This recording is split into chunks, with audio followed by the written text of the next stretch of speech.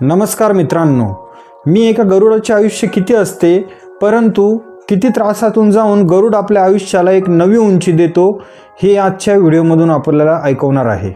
श्री मनोहर भोळे सरांचे अभ्यास ते अधिकारी या पुस्तकामध्ये गरुड त्याचे आयुष्य कसे रिस्टार्ट करतो व आपण त्यामधून काय प्रेरणा घ्यायला हवी याचे उत्तम उदाहरण दिलेले आहे।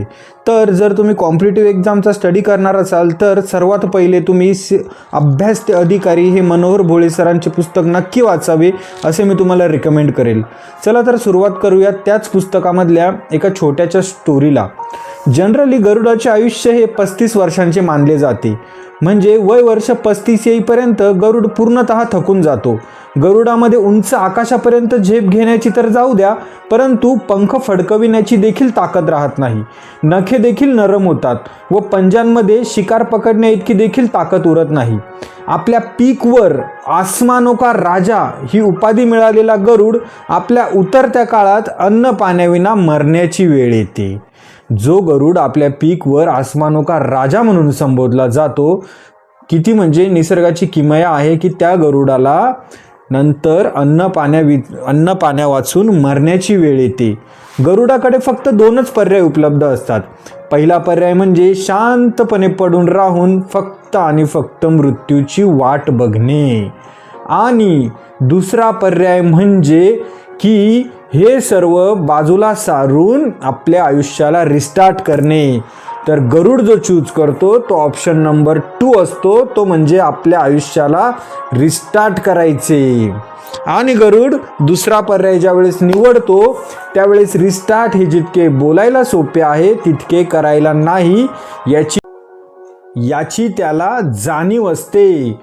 आणि दुसरा पर्याय म्हणजेच आयुष्य रिस्टार्ट, ज्यावेळेस गरुड हा पर्याय चूज करतो त्यावेळेस गरुड सर्वात पहिले आयसोलेशन म्हणजे एकांतवासात जातो।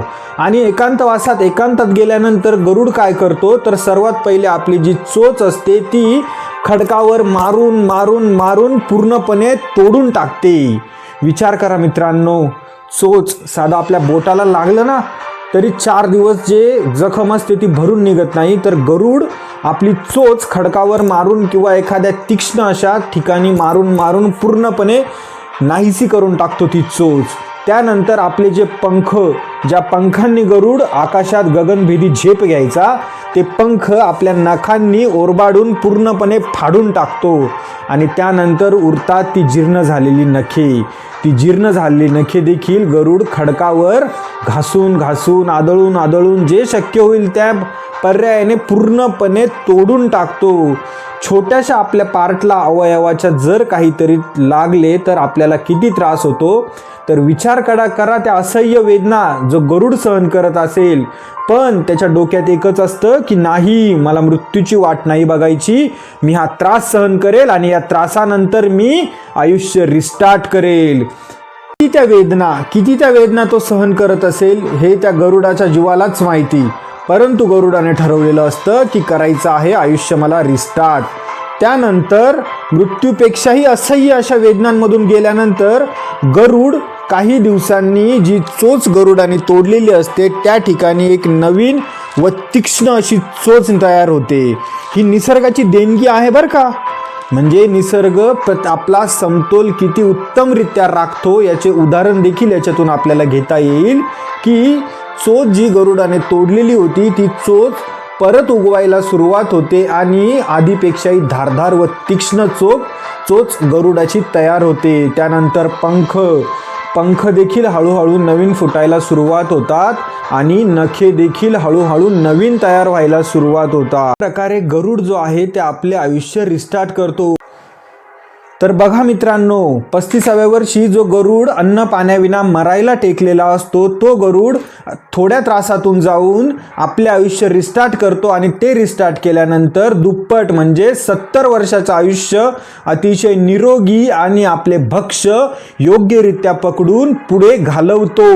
जर गरुडाने ठरवले असते की नाही, मला आता मृत्यूची वाट बघायची, मला आता जगायचं नाहीये, मी फक्त आता मृत्यूशय्येवर राहून मृत्यूची वाट बघणार आणि मी हतबल झालोय आणि मी आता काहीही करू शकत नाही आयुष्यात, मी फक्त आणि फक्त शांत बसून मृत्यूची वाट बघणार, जर गरुडाने असा विचार केला असता आणि पुढचे जे त्याला ताजेतवाने व दुप्पट आयुष्य भेटले ते आयुष्य गरुडाला मिळाले नसते. गरुड त्या आयुष्याला मुकला असता.